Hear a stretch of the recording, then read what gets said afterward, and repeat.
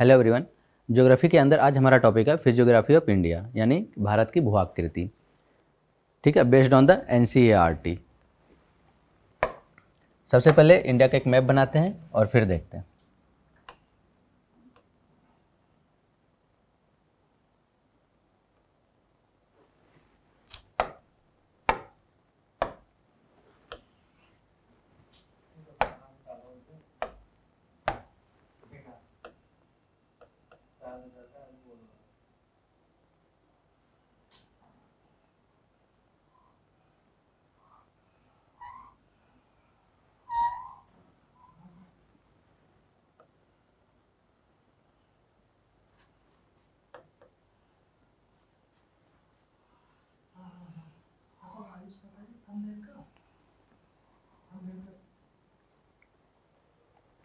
ठीक है, broadly India के ज्योग्राफी को 3 पार्ट में डिवाइड किया गया, 3 जियोलॉजिकल रीजन में। ठीक है ना। ये जियोलॉजिकल रीजन कौन कौन से हैं? एक है हिमालयन माउंटेन वाला रीजन, ये वाला पार्ट आ जाएगा। ठीक, फर्स्ट हो गया हिमालयन माउंटेन, और ये पूरा और नॉर्थ ईस्ट का पार्ट। ठीक है, यहाँ से देखेंगे फर्स्ट पार्ट है 3 geological reason.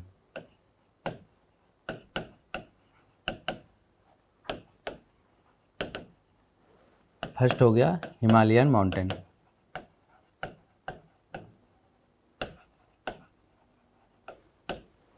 Second Himalayan mountain के जस्ट नीचे Indo Gangetic plain, IGB plain बोलते हैं, इंडो गैंगेटिक ब्रह्मपुत्रा प्लेन, ये वाला रीजन। ठीक है, ये पूरा आईजीबी प्लेन।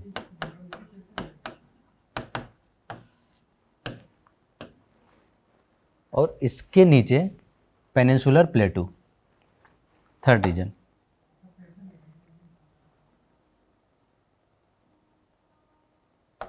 ठीक है, ये वाला रीजन वेस्टर्न घाट, ईस्टर्न घाट, बीच में नीलगिरी, तो इस पूरे क्या बोलते हैं? पेनिनसुलर प्लेटू। काफ़ी ओल्डेस्ट पार्ट है ये। एक तो यही क्वेश्चन आता है कि पेनिनसुलर प्लेटू का रॉक कौन सा है, तो ये होता है ग्रेनाइट, और बना कब है? कैम्ब्रियन पीरियड में। ठीक है, तो ये रॉक लिख लेंगे, ग्रेनाइट है इसमें मेनली। ये सबसे ओल्डेस्ट है, ये सबसे ओल्डेस्ट है। ये सब तो बाद में फॉर्म हुआ है। जब ये साउथ हेमिस्फीयर में था ऑस्ट्रेलिया के साथ, तब ये वाला पार्ट ही था। फिर ये नॉर्थवर्ड मूव करता है, यूरेशियन प्लेट से टकराता है तो हिमालयन बनता है, और बीच में जो गैप है इसको फिर फिल कर दिया जाता है 3 नदी के द्वारा। अच्छा हाँ, इसको लिख लेते हैं ना पूरा, इंडो गंगेटिक ब्रह्मपुत्रा प्लेन। सेकेंड हो गया इंडो गंगेटिक ब्रह्मपुत्रा प्लेन, और लास्ट पेनिनसुलर प्लेटू। बना कब है? ये कैम्ब्रियन पीरियड में।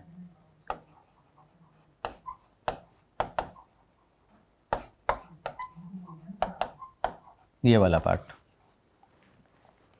ठीक है, यहाँ तक। Third peninsular प्लेटू।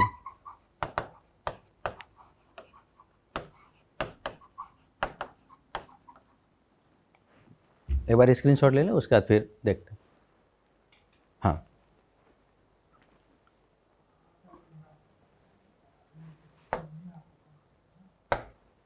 अब सबसे पहले है पेनिनसुलर प्लेटू, ये वाला रीजन।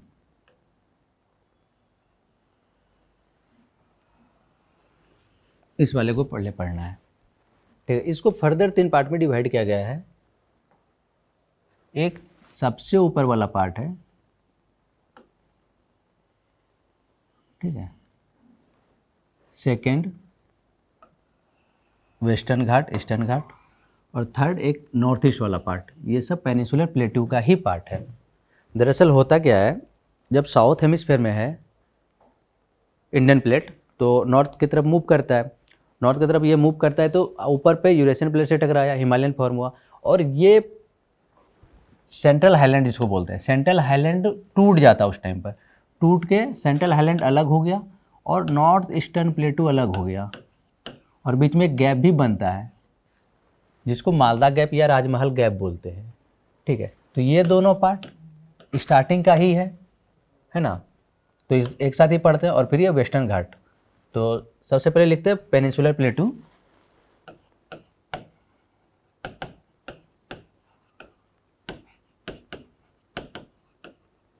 इसके 3 पार्ट। सबसे पहला सेंट्रल हाईलैंड,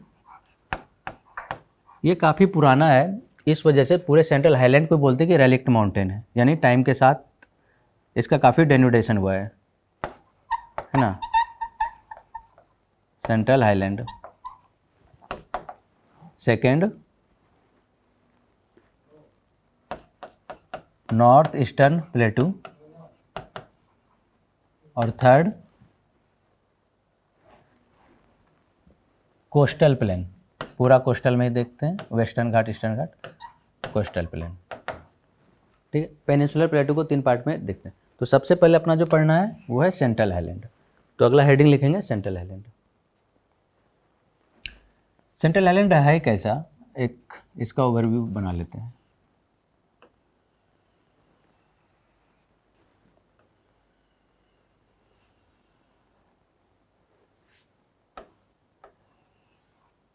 ये है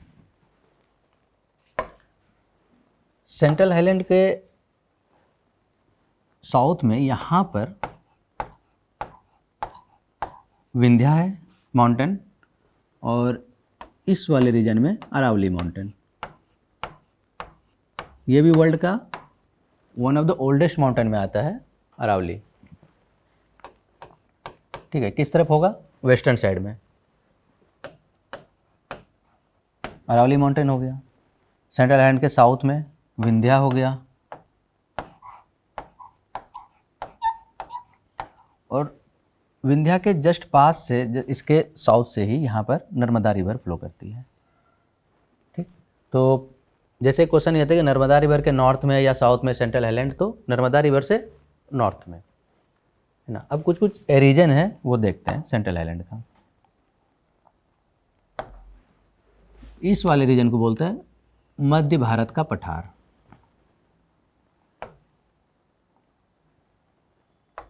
ठीक, यहाँ पर मारवाड़, मालवा, बुंदेलखंड, बाघेलखंड, ये जिस ऑर्डर में, इसी ऑर्डर में लिखना है। ये हो गया मारवाड़, मालवा, बुंदेलखंड और लास्ट में बाघेलखंड। इसके बाद ये टूट जाता है मूवमेंट की वजह से, जो कोलिजन होता है यहाँ पर एक गैप बन जाता है, इस गैप को बोलते हैं मालदा गैप।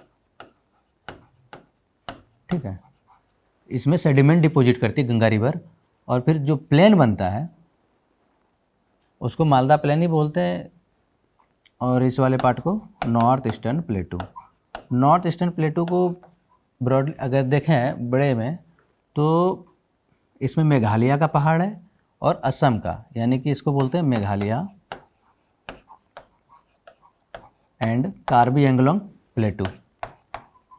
कार्बी एंगलोंग कहाँ का हो गया, असम का, और मेघालय के अंदर गारो खासी जयंतिया हिल्स। ठीक है, अच्छा इसका जो टिल्ट है वो नॉर्थ वर्ड है, इस वजह से जो रिवर फ्लो करता है वो भी ऐसा है। इंपॉर्टेंट रिवर का नाम लिख लेंगे एक बार, चंबल, कैन, बेतवा एंड सिंध। ठीक है, जो रिवर्स इंपॉर्टेंट है चंबल,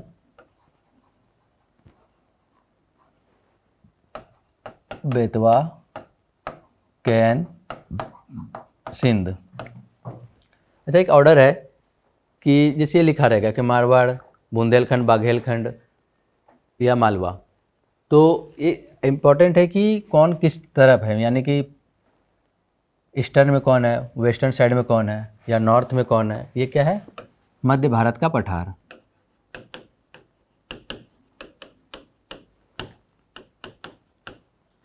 अच्छा, एक और चीज़ ऑब्जर्व करने वाला बात है कि पूरे सेंट्रल हाईलैंड में जो अपना ईस्टर्न है वो सकरा है और जो वेस्टर्न है वो चौड़ा है। ठीक है, तो ये पूरा सेंट्रल हाईलैंड का पार्ट हो गया। इसका टिल्ट किस तरफ है? नॉर्थ की तरफ है। जो एवरेज हाइट है वो 700 मीटर से 1000 मीटर के आसपास है ना। रेलिक्ट माउंटेन बोलते हैं इसको।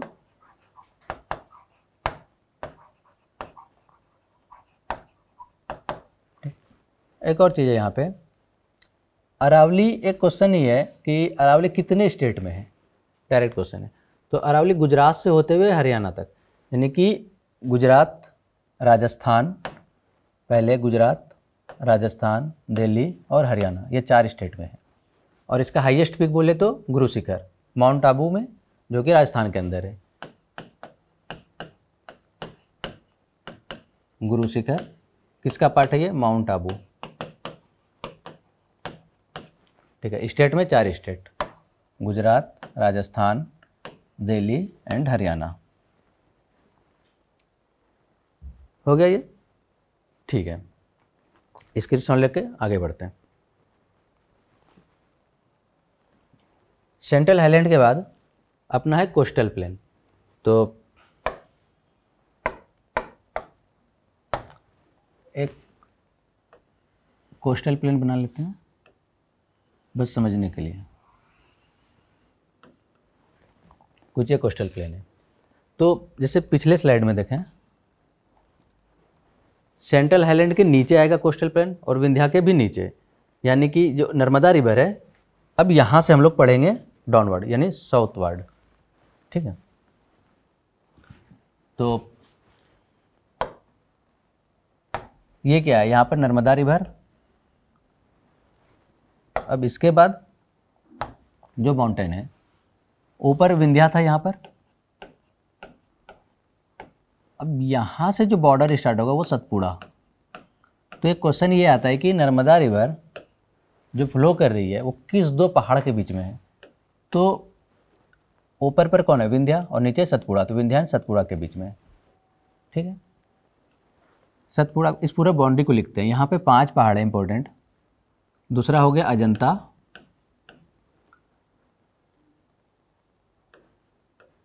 महादेव, कैमूर और लास्ट में मैकाल। नाम लिखेंगे सबका।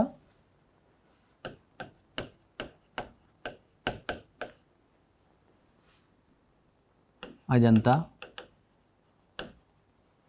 महादेव, कैमूर। कैमूर कहाँ पर है? बिहार में। और लास्ट में मैकाल। ठीक है, याद रख सकते हैं सिर्फ फर्स्ट लेटर को उठा के, साम काम। ठीक है, सतपुड़ा, अजंता, महादेव, कैमूर, मैकाल। इसके बाद नीचे यहाँ से वेस्टर्न घाट स्टार्ट होगा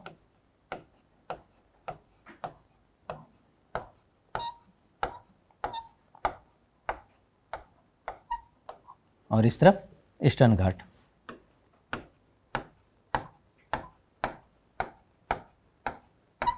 ठीक है, दोनों घाट मिलता भी है कहाँ पर? नीलगिरी पहाड़ी पे। ये नीलगिरी, नीलगिरी में दोनों वेस्टर्न घाट एंड ईस्टर्न घाट मिलता है ना। अब दोनों घाट में कुछ कुछ डिफरेंस है, बहुत मतलब कि कॉन्ट्रास्ट है। एक तो ये है कि ये वाला वेस्टर्न घाट ये हाई है, रिलेटिवली इसका हाइट ज़्यादा है, ईस्टर्न वाले का लो है। ठीक है, ये कंटिन्यूअस है, मतलब इसमें कहीं भी ऐसा नहीं कि बीच बीच में टूटा टूटा है, तो ये होगा कंटिन्यूअस। जबकि ये कंटिन्यूअस नहीं है ईस्टर्न घाट, ये है डिसकंटिन्यूअस। इसका रीज़न ये है, अगर इस पूरे ब्लॉक में देखें, पेनिनसुलर ब्लॉक में, तो इस तरफ पानी ज़्यादा पड़ता है वेस्टर्न साइड पर, और हाइट भी ज़्यादा है, तो रिवर यहाँ ओरिजिनेट करती है। और अधिकतर, अच्छा इसका टिल्ट भी किस तरफ है, इस तरफ ईस्टर्न साइड है, तो यहाँ पर पानी ज़्यादा पड़ रहा है, टिल्ट उस तरफ है, इसका मतलब रिवर जो ओरिजिनेट होगा यहाँ से यहाँ से यहाँ से यहाँ से वो उस तरफ जाएगा। जैसे कि महानदी, कावेरी, कृष्णा, गोदावरी, ये सब इस तरफ मूव कर रहा है। इवन ईस्टर्न साइड पे अगर देखें तो एक नर्मदा ही है जो इधर फ्लो करता है और एक ताप्ती, बाकी रिवर इस तरफ मूव करेगा। तो इस जैसे अब ईस्टर्न साइड में कोई रिवर जैसे गोदावरी आया ऐसे करके, या महानदी है यहाँ पर ऊपर पे, डेल्टा फॉर्म करेगा, यहाँ पे डेल्टा फॉर्म करेगा, इसका मतलब है कि वहाँ पे वो डेनुडेशन ज़्यादा कर रहा है, यानी कि इरोजन ज़्यादा कर रहा है। दूसरा रिवर यहाँ इरोजन कर दिया, कुछ और नदी यहाँ इरोजन कर दिया, कृष्णा या कावेरी, तो इरोजन ज़्यादा हुआ है इस तरफ में, इसलिए डिसकंटिन्यूअस है। और इस तरफ डेल्टा भी फॉर्म होता है, इस तरफ डेल्टा फॉर्म होता नहीं है, बहुत कम रिवर है। जो रिवर है यहाँ से सीधे नीचे आता है तो डेल्टा फॉर्म वैसे भी नहीं होगा, एस्चुरी फॉर्म होता है यहाँ पर। तो इसका कंटिन्यूटी का एक वजह ये है कि इस तरफ रिवर बहुत कम आता है, ठीक है। हाँ, कुछ कुछ जगह पर एंट्री करने के लिए है जिसको पास बोलते हैं, जैसे 3 पास पढ़ते हैं हम लोग इसमें वेस्टर्न घाट पे, 1 2 3, ठीक है। इस तरफ क्या है, पास है, अभी लिखेंगे कौन कौन सा पास है ना। अगर रिवर के हिसाब से देखें तो इधर एस्चुरी फॉर्म होता है, इधर डेल्टा फॉर्म होता है। हो गया यहाँ तक। अब एक काम करते हैं, पहले सबका नाम लिख लेते हैं, कुछ कुछ लोकल नाम है वेस्टर्न घाट का। तो लोकल नाम क्या क्या है, यहाँ से स्टार्टिंग में महाराष्ट्र में वेस्टर्न घाट को क्या बोलते हैं, सह्याद्री। फिर से बना लेते हैं इसको, ये अपना, ठीक है। जो वेस्टर्न घाट है इसका नाम है यहाँ पर सह्याद्री, महाराष्ट्र में।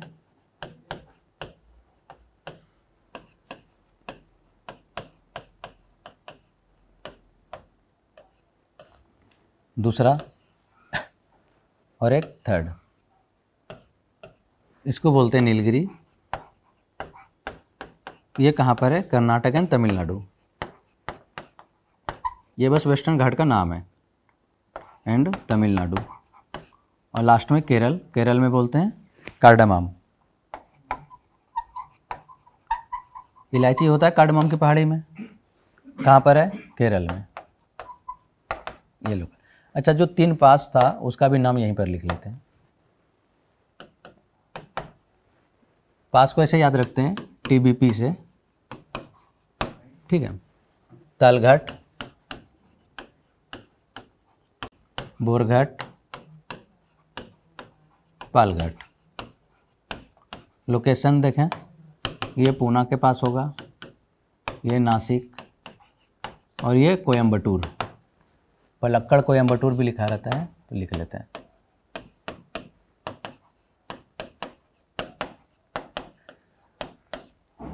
ठीक,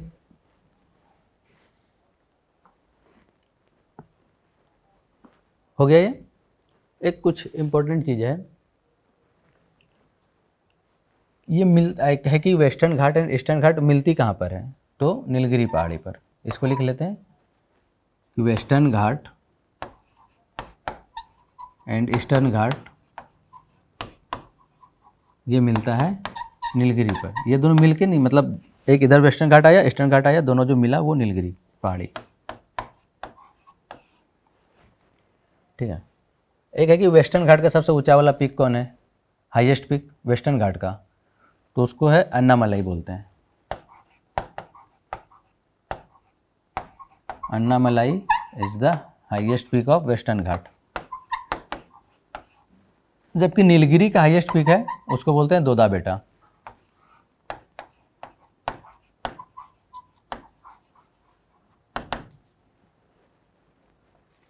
हो गया। एक और चीज़ कि ये वेस्टर्न घाट पर स्टेट कौन कौन सा होगा, तो यहाँ से स्टार्ट करेंगे गुजरात से।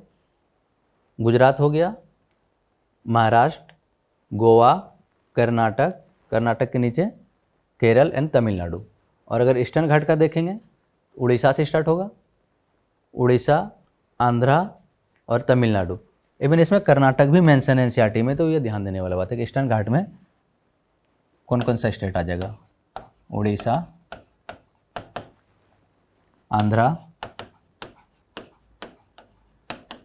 ठीक है, तमिलनाडु एंड कर्नाटक।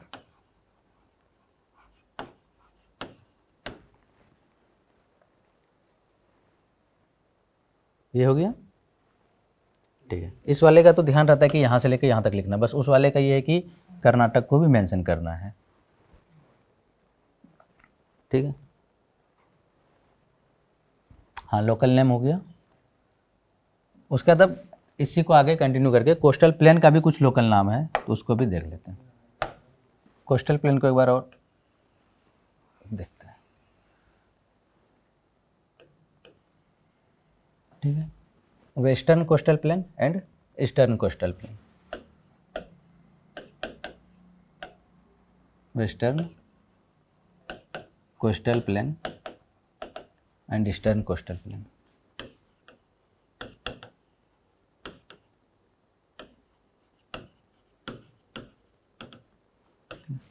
एक तो ये है कि ये वेस्टर्न कोस्टल प्लेन सबमर्ज्ड हुआ है।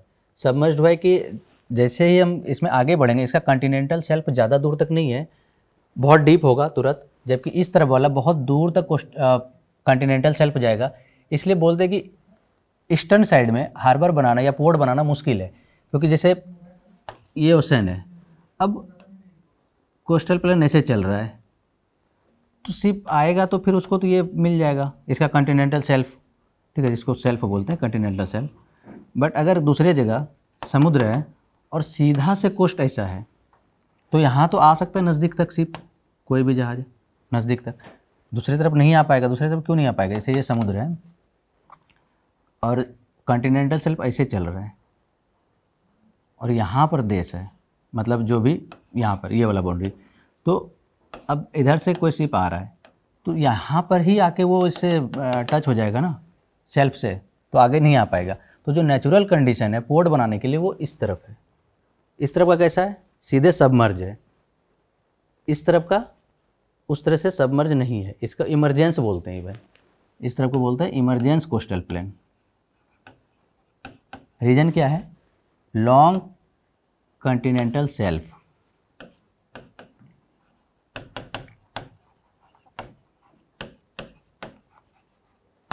लॉन्ग है, ठीक है। इस तरफ क्या बोलते हैं? सबमर्जेंस कोस्टल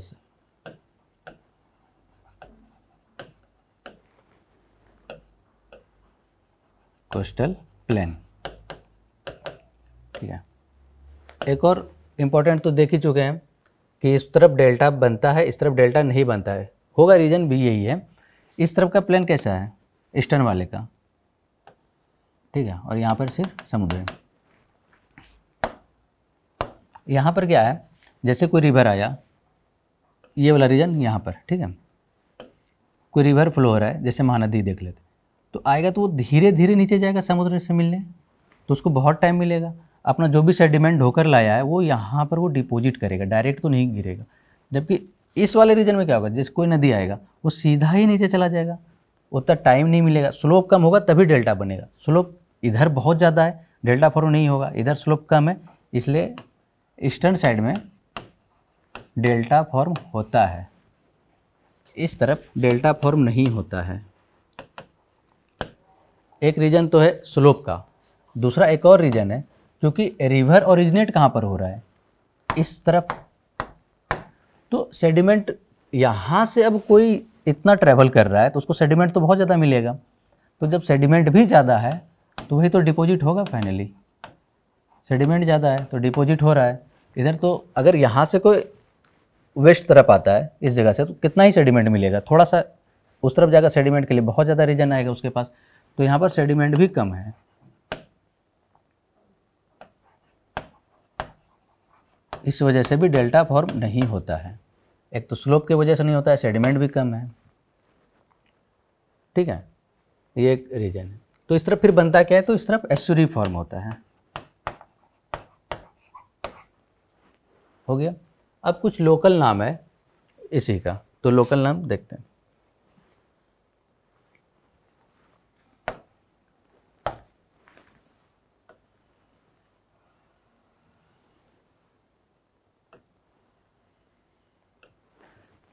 कोस्टल प्लेन का लोकल नेम्स। एक मिनट,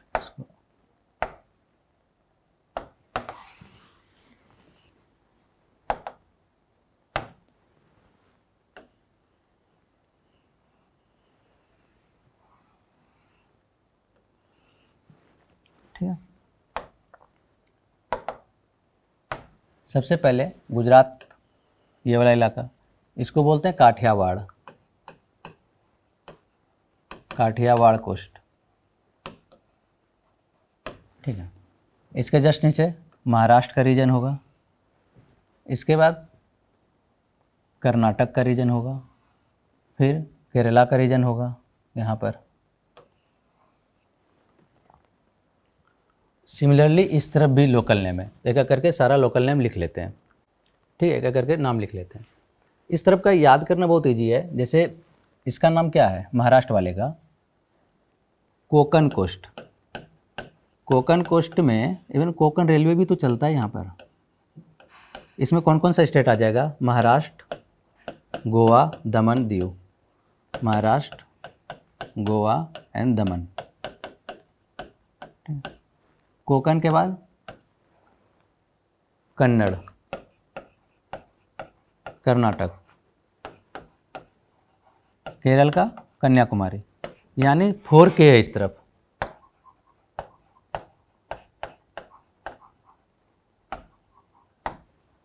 है ना।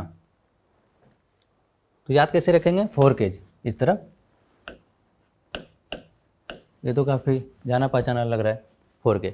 काठियावाड़ गुजरात हो गया, कोकण, कन्नड़, कन्याकुमारी, ये वेस्टर्न साइड पर। उसी तरह ईस्टर्न साइड पर नाम देखते हैं। सबसे पहला यहाँ पर है, ये कोस्टल प्लेन का नाम है। अब इसके पहले जो पढ़े थे वो वेस्टर्न घाट का नाम था। ये हाँ, ये जैसे सह्याद्री, नीलगिरी या कार्डमम बोलते हैं, ये वेस्टर्न जो घाट है यानी कि माउंटेन वाला रीजन है उसका नाम है, जबकि अभी जो पढ़ रहे हैं वो प्लेन का नाम है, ठीक है। तो यहाँ पर सबसे पहले इस तरफ ईस्टर्न साइड में नॉर्दर्न सरकार बोलते हैं उड़ीसा वाले प्लेन को,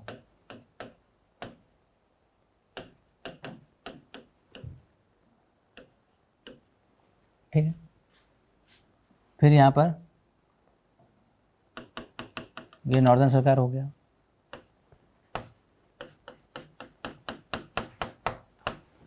ये वाला आंध्रा प्लेन और लास्ट में तमिलनाडु प्लेन, ये वाला तमिलनाडु प्लेन, ठीक है। नॉर्दर्न सरकार, इसको उत्कल प्लेन भी बोलते हैं। इवन उत्कल का मतलब ही उड़ीसा है, उत्कल प्लेन। कुछ और चीज़ है, जैसे ये प्लेन जो है ना, गंगा और महानदी के बीच में है। ये महानदी और ये गंगा, कौन सा, उत्कल प्लेन या नॉर्दर्न सरकार। आंध्रा प्लेन बोलेंगे तो यहाँ पर पुलिकट लेक है, तो Mahanadi and between Pulicat lake, ये वाला।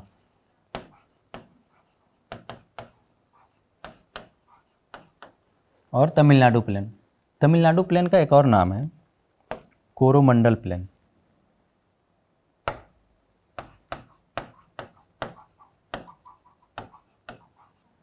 कोरोमंडल, इसका मतलब क्या था कोरोमंडल का, land of Chola. Chola empire जो था ना, इस तरफ से काफ़ी मतलब अपना आर्मी लेके मूव करता था हमेशा। तो ठीक है, Coromandel, land of Chola.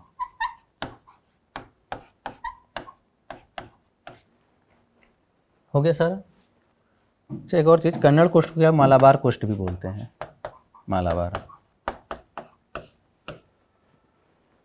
Screenshot एक बार ले ले तो ये याद रह जाएगा, ठीक है। ये वेस्टर्न घाट, ईस्टर्न घाट का सारे प्लेन का नाम भी हो गया, ठीक है। आज भर के लिए इतना ही काफ़ी।